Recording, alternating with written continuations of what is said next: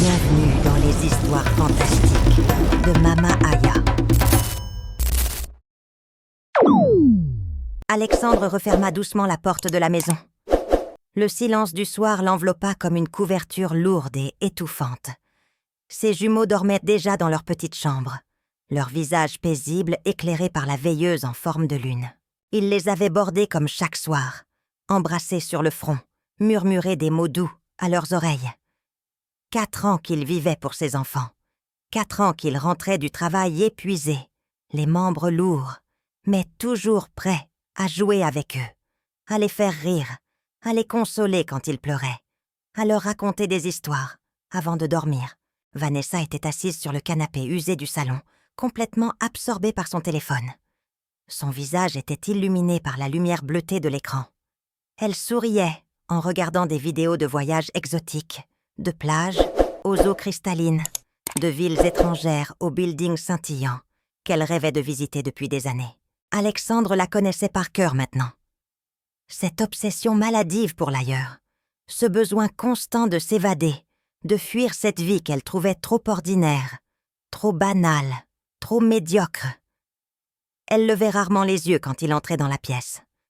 Elle murmurait un vague bonsoir sans vraiment le regarder, sans vraiment le voir.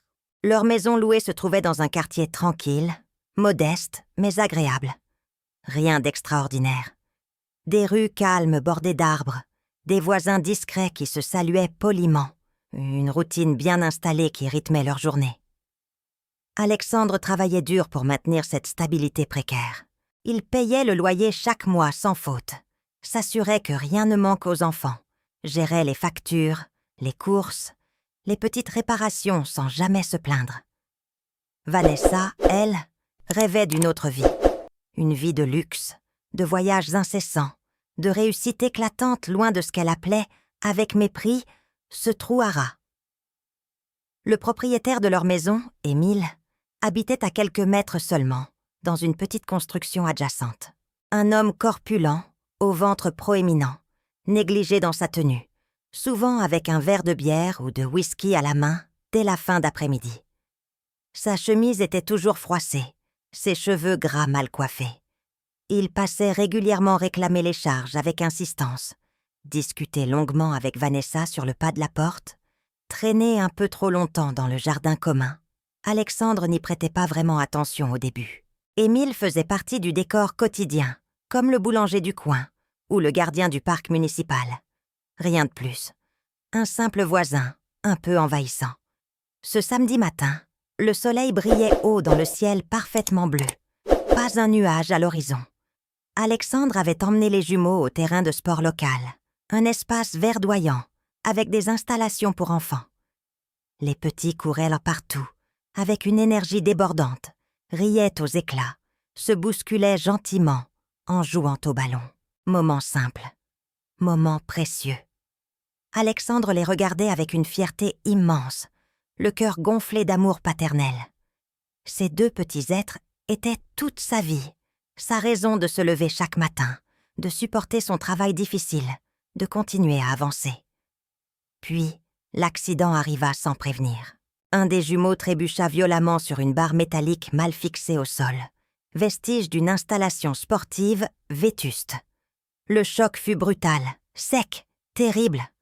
L'enfant hurla de douleur, un cri perçant qui glaça le sang d'Alexandre. Du sang coulait abondamment de sa jambe, formant rapidement une flaque rouge sur le sol poussiéreux.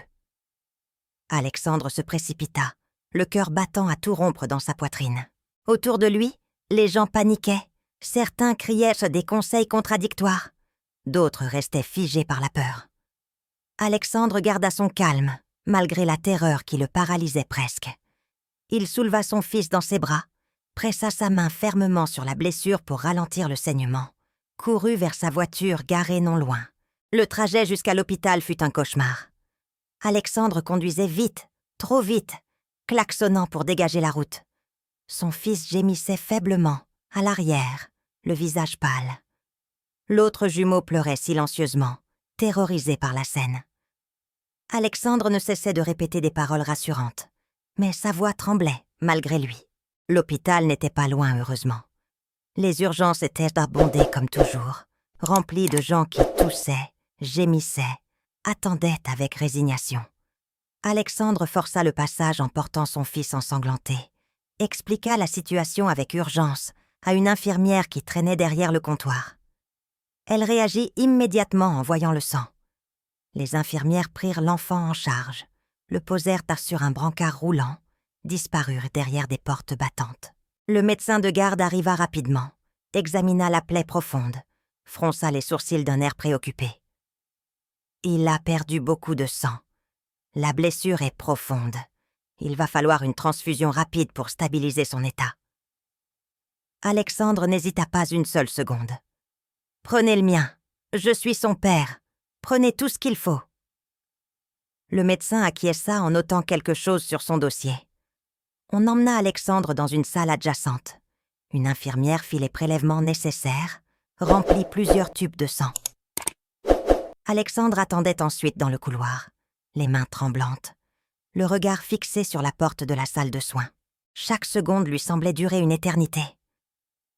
Vanessa arriva quelques minutes plus tard, essoufflée, les yeux rougis, ayant visiblement couru depuis la maison.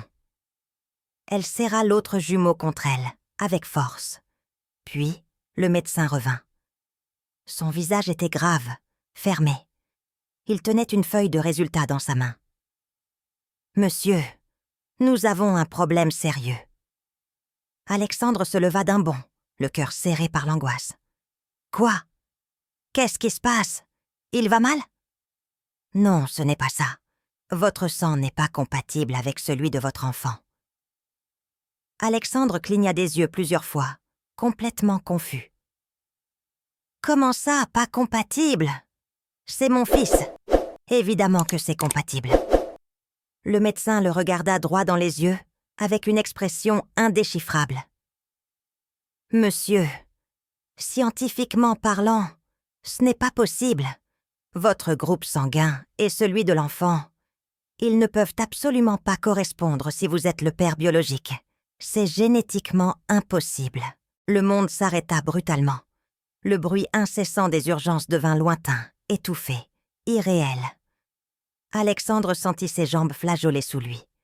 Il s'assit lentement sur une chaise en plastique, incapable de prononcer un seul mot. Sa bouche était sèche. Son cerveau refusait de traiter l'information. Le médecin poursuivit en expliquant qu'il fallait trouver un autre donneur rapidement, que le temps pressait, que l'enfant était en danger.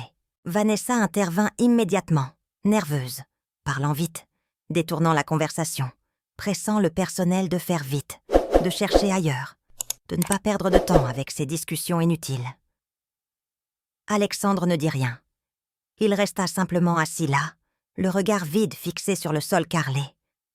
Une fissure venait de s'ouvrir en lui, imperceptible pour les autres, mais bien réelle, profonde, irréversible. On trouva finalement un donneur compatible parmi le personnel hospitalier. La transfusion se passa bien. L'enfant fut sauvé, recousu, stabilisé. Alexandre le ramena à la maison quelques heures plus tard, avec un bandage épais autour de la jambe. Vanessa s'occupa de lui avec attention ce soir-là, préparant son repas préféré, lui racontant des histoires pour le distraire. Mais Alexandre ne parvenait pas à penser à autre chose. Les mots du médecin tournaient en boucle dans sa tête. Génétiquement impossible. Pas le père biologique. Impossible. Les jours suivants, Alexandre ne parla pas de l'incident avec Vanessa. Il continua sa routine habituelle comme si de rien n'était, se levant tôt, préparant le petit déjeuner, emmenant les enfants à l'école, allant au travail, rentrant le soir. Mais intérieurement, quelque chose avait profondément changé. Il observait tout différemment maintenant. Il réfléchissait sans cesse. Il repensait aux traits physiques des jumeaux, en les analysant avec un regard nouveau, clinique, impitoyable. Leurs cheveux épais et bouclés, leur nez large avec des narines prononcées, leurs yeux sombres enfoncés, leur carrure déjà robuste pour leur âge. Et puis, il vit clairement ce qu'il avait refusé de voir pendant 4 longues années. Les jumeaux ressemblaient à Émile. Pas vaguement, pas par quelques détails isolés, Non. Il lui ressemblait de manière frappante, indéniable, évidente. Cette ressemblance qu'il avait toujours attribuée au hasard, à une simple coïncidence génétique, sans importance. Mais maintenant, avec ce doute planté comme une graine empoisonnée dans son esprit, il ne pouvait plus ignorer l'évidence criante. Comment avait-il pu être aussi aveugle? Comment avait-il pu ne pas remarquer pendant si longtemps? Alexandre commença à se souvenir de détails enfouis.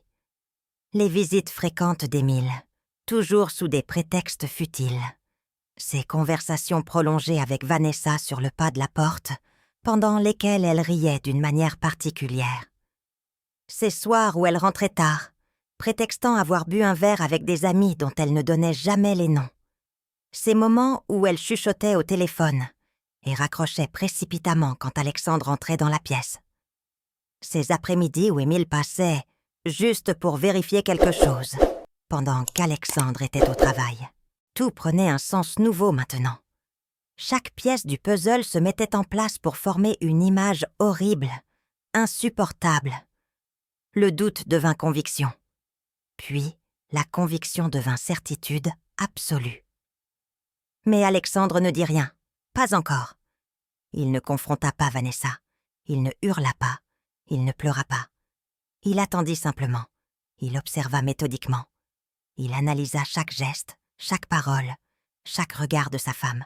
Elle continuait sa vie comme si tout était parfaitement normal, souriant aux enfants le matin, leur préparant leur goûter, parlant sans cesse de ses rêves de voyage lointains, montrant des photos de destinations exotiques sur son téléphone, ignorant totalement la tempête qui grondait silencieusement dans la tête de son mari.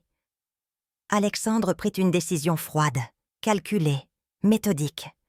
Il devait savoir avec certitude, sans l'ombre d'un doute, sans bruit, sans drame. Il devait avoir la vérité inscrite noir sur blanc sur un document officiel. Un matin de semaine, il emmena les jumeaux sous prétexte d'une sortie au parc d'attractions. Vanessa était ravie de cette initiative. Elle les habilla avec soin, leur donna des petits sacs avec des collations.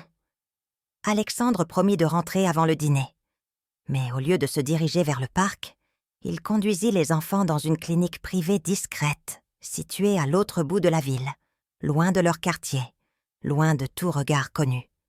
Il fit prélever des échantillons de cheveux et de salive sur les deux jumeaux.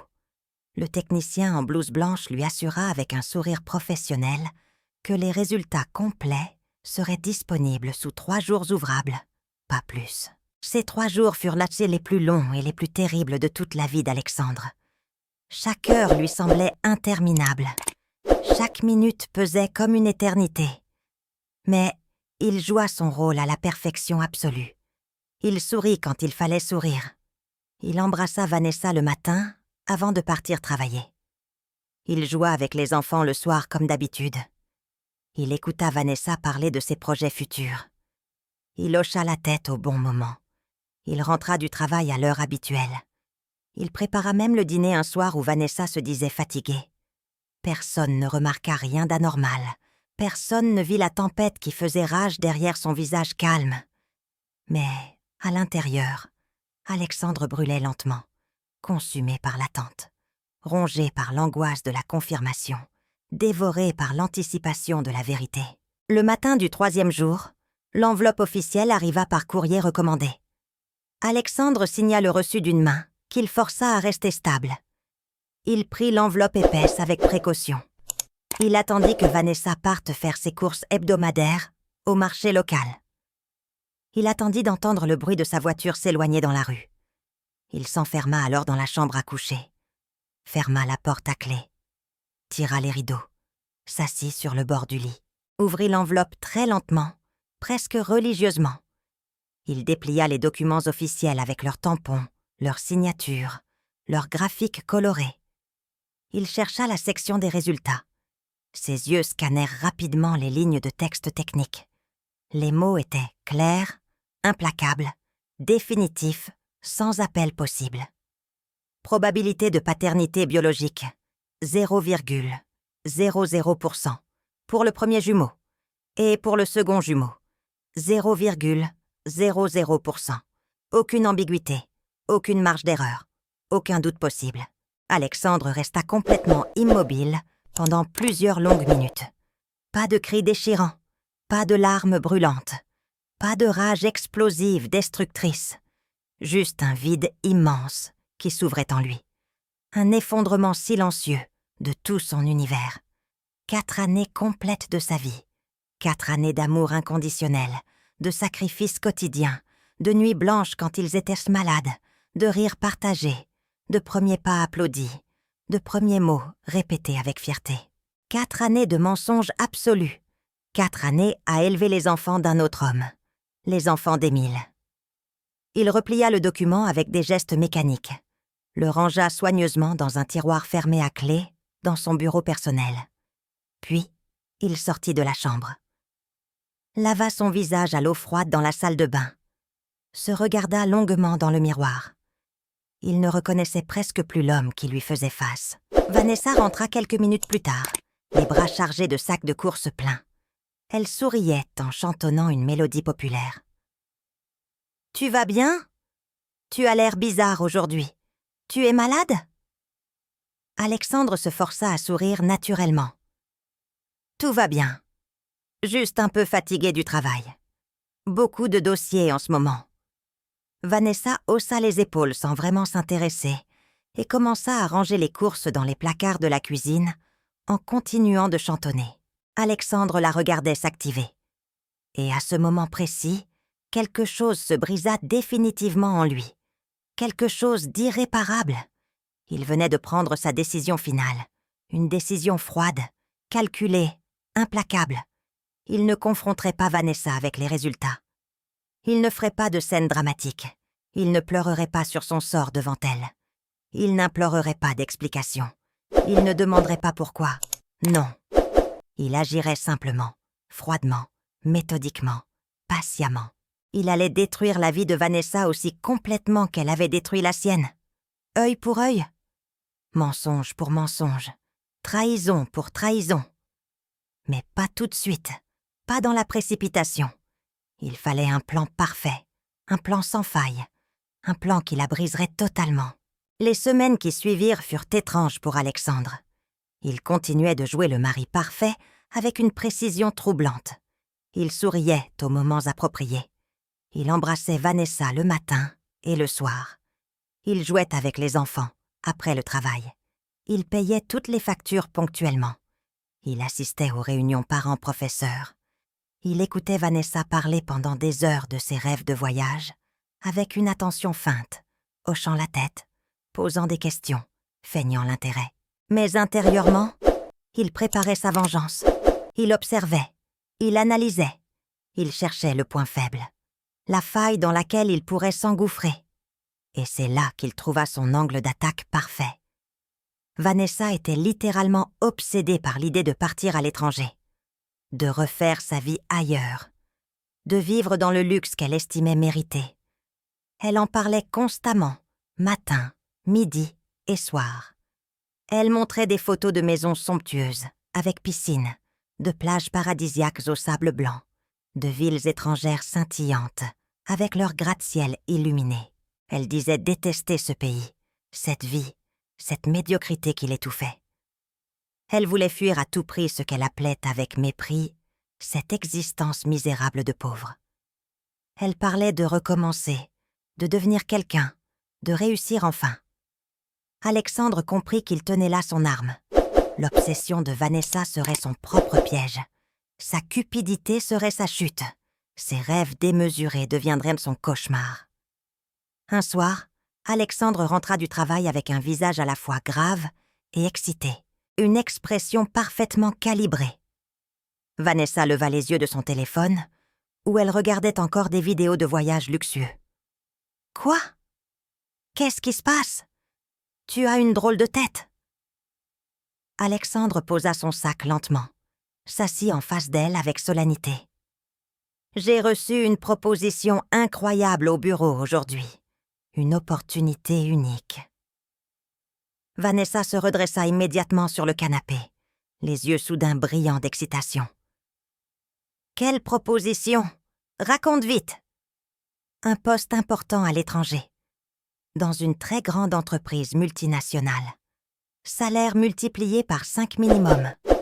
Logement luxueux fourni par l'entreprise. Visa de travail pour toute la famille. Scolarité des enfants prise en charge. Assurance santé complète. Package complet. Vanessa bondit littéralement du canapé. Elle cria presque de joie. « Quoi? Tu es sérieux là? C'est vrai ?» Alexandre hocha la tête gravement, affichant un sourire contrôlé, mesuré. « Oui, c'est très sérieux. Mais il y a une condition importante. Une condition obligatoire. »« Laquelle ? Dis-moi tout. On accepte. Peu importe. » L'entreprise veut s'assurer absolument que nous avons des fonds stables et solides. C'est leur politique stricte. Il faut présenter une preuve bancaire conséquente. Regrouper tout notre argent disponible. Montrer qu'on peut subvenir à nos besoins pendant toute la période d'installation, sans dépendre uniquement de leur salaire. C'est une question de crédibilité financière. Vanessa ne réfléchit pas une seule seconde. Pas même un instant d'hésitation. « On va le faire immédiatement. On va tout vendre, tout regrouper, tout liquider s'il le faut. » Alexandre feignit une certaine hésitation, fronçant les sourcils avec inquiétude. « Tu es vraiment sûr ? Ça veut dire vendre ta boutique que tu as montée. Le terrain que ton père t'a légué avant de mourir. Tous tes bijoux. Tout liquider complètement. C'est définitif. » Vanessa balaya l'air de la main avec impatience et mépris. « Ça n'a strictement aucune importance. Ce terrain ne vaut rien ici de toute façon. C'est une terre morte. Et la boutique, je la déteste depuis le premier jour. Les clientes sont misérables. On ne gagne presque rien. On va tout vendre sans regret et on part enfin vivre notre vraie vie. » Alexandre acquiesça lentement, feignant encore une légère inquiétude. « D'accord. Si tu es absolument certaine. Je veux juste être sûre que tu ne regretteras pas. Jamais, jamais je ne regretterai de quitter cet enfer. » Vanessa appelait déjà sa mère au téléphone pour lui annoncer la grande nouvelle. Elle hurlait de joie dans le combiné. Elle faisait des vidéos enthousiastes pour ses amis sur les réseaux sociaux. Elle parlait déjà de sa nouvelle vie, comme si c'était déjà une réalité concrète, comme si elle était déjà là-bas. Alexandre la regardait s'agiter et souriait intérieurement. Le piège venait de se refermer.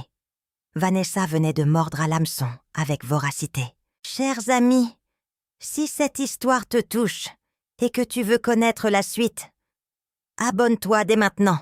Tu ne veux pas rater ce qui va se passer ensuite. » Les semaines suivantes furent une véritable frénésie organisée.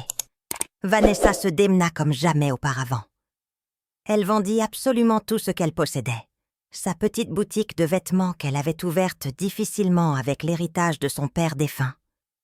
Le terrain précieux, légué par ce même père, qui l'avait élevée seule, après la mort de sa mère.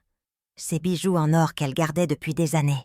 Ses accessoires de marque, ses vêtements coûteux, sa voiture. Tout ce qui avait la moindre valeur passa entre ses mains pour finir converti en argent liquide, sonnant et trébuchant. Alexandre supervisait méticuleusement chaque transaction. Il accompagnait Vanessa au rendez-vous avec les acheteurs. Il vérifiait les montants. Il s'assurait que tout l'argent soit versé directement sur son compte bancaire personnel. Son compte à lui, uniquement. Vanessa ne posait aucune question. Elle signait tous les documents sans même les lire. Elle faisait confiance aveuglément. Elle était tellement obnubilée par son rêve qu'elle ne voyait absolument pas le piège se refermer lentement, mais sûrement sur elle. Les acheteurs défilaient. La boutique fut vendue à une jeune femme entreprenante. Le terrain fut acheté par un promoteur immobilier qui cherchait depuis longtemps. Les bijoux partirent chez un bijoutier du centre-ville. Tout disparaissait rapidement. 45 millions. C'était la somme totale récoltée après plusieurs semaines de ventes intensives. Une véritable fortune pour une vie modeste. L'héritage complet de son père décédé. Toutes ces années de travail acharné. Toutes ces économies patientes. Tout concentré sur un seul et unique compte. Le compte bancaire d'Alexandre. Vanessa était dans un état d'euphorie permanente. Elle avait déjà acheté des valises neuves de grande marque. Elle préparait des listes interminables de choses à emporter. Elle parlait sans arrêt de la grande maison qu'ils auraient pas née là-bas, de la belle voiture qu'ils s'offriraient, du style de vie luxueux qu'ils mèneraient enfin, du personnel de maison qu'ils pourraient embaucher, des restaurants chics qu'ils fréquenteraient. Elle se voyait déjà dans sa nouvelle peau, celle d'une femme accomplie, riche, enviée, respectée. Alexandre continuait de jouer son rôle impeccablement. Il approuvait tous ses achats avec enthousiasme. Il souriait à tous ses projets grandioses. Il hochait la tête gravement quand elle décrivait leur future vie de rêve. Il posait même des questions pour alimenter ses fantasmes. Il la laissait planer dans ses illusions. Et pendant ce temps, dans le plus grand secret, il préparait méticuleusement son véritable départ, son départ à lui, son départ seul. Il acheta discrètement un billet d'avion en utilisant un compte en ligne privé. Un seul billet, pour lui, uniquement. Destination très lointaine. Nouvelle identité préparée. Nouveaux documents. Sans retour prévu. Sans adresse de contact. Parallèlement, il falsifiait minutieusement des documents de voyage pour Vanessa. Visage parfaitement contrefait, avec tampon, signature, hologramme. Certificat officiel de prise en charge professionnelle. Confirmation d'emploi avec en tête d'entreprise fictive. Lettre d'invitation. Tout semblait parfaitement authentique au premier regard. Tout était méthodiquement faux. Il avait payé cher des faussaires professionnels pour obtenir ces documents impeccables. Vanessa ne se doutait absolument de rien. Elle montrait fièrement tous les documents, à sa famille émerveillée, à ses amies jalouses. Elle organisait même une grande fête de départ dans leur jardin. Elle invitait tout le monde pour leur dire au revoir, pour leur montrer qu'elle avait enfin réussi, qu'elle s'échappait enfin de cette vie médiocre, qu'elle était meilleure que tous. Le soir de la fête, elle parla avec une arrogance insupportable. « Vous voyez tous maintenant ? Je vous l'avais dit depuis le début. Je ne suis pas faite pour rester ici avec vous. Je vais enfin vivre la belle vie que je mérite. Pendant que vous croupirez ici dans la misère. » Certaines de ses amies la félicitaient avec des sourires forcés. D'autres la regardaient avec une envie non dissimulée. D'autres encore semblaient franchement sceptiques, mais ne disaient rien. Mais Vanessa s'en fichait complètement. Elle était au sommet de son euphorie. Elle flottait sur un nuage. Alexandre resta en retrait toute la soirée. Il observait la scène avec détachement. Il comptait mentalement les heures restantes. Il visualisait son plan se dérouler parfaitement. Le jour tant attendu du départ arriva enfin, 6 heures du matin. L'aéroport était encore endormi, faiblement éclairé. Peu de monde dans les halls immenses. Vanessa portait des lunettes de soleil griffées, même si le soleil n'était pas encore levé. Elle voulait avoir l'air d'une star internationale. Elle souriait à tout le monde qu'elle croisait. Elle prenait des selfies interminables devant tous les panneaux d'affichage, devant chaque enseigne, devant les vitrines des boutiques hors taxes encore fermées. Alexandre poussait silencieusement le chariot avec les nombreuses valises. Il restait parfaitement calme, silencieux, concentré sur son objectif. Son visage ne trahissait aucune émotion. Ils arrivèrent enfin devant la zone d'enregistrement international. Vanessa trépignait littéralement d'impatience. Elle voulait passer rapidement les contrôles, monter dans l'avion, commencer immédiatement sa nouvelle vie de rêve. Alexandre s'arrêta soudainement près d'un panneau indicateur. « Je dois aller aux toilettes rapidement. Attends-moi ici avec les bagages. Je reviens dans 2 minutes maximum. » Vanessa acquiesça distraitement, trop occupée à regarder les écrans de départ des vols, à vérifier son maquillage dans son miroir de poche, à prendre encore des photos. Alexandre se dirigea calmement vers les toilettes publiques. Mais au lieu d'y entrer, il prit immédiatement un couloir latéral, peu fréquenté. Il marcha rapidement sans courir pour ne pas attirer l'attention. Traversa une sortie de service qu'il avait repérée lors d'une visite préparatoire. Se dirigea méthodiquement vers un autre terminal complètement différent. Le terminal des vols internationaux premium. Son vrai billet était dans sa poche intérieure. Son vrai passeport dans sa main. Les 45 millions sécurisés sur son compte bancaire offshore. Il ne se retourna pas une seule fois, pas même un regard en arrière. Pendant ce temps, Vanessa attendait patiemment devant le comptoir. 5 minutes passèrent, puis 10. Elle commença à s'impatienter légèrement. Elle envoya un message à Alexandre. Pas de réponse. Elle appela son numéro. Le téléphone sonna longuement dans le vide avant de basculer sur messagerie. Elle haussa les épaules avec agacement. Il devait y avoir beaucoup de monde aux toilettes. Ou peut-être qu'il avait mal au ventre à cause du stress. Elle décida d'avancer seule dans la file. Elle présenta les documents soigneusement préparés au comptoir d'enregistrement. L'agent les examina routinièrement, fronça légèrement les sourcils, les examina plus attentivement, appela discrètement un superviseur.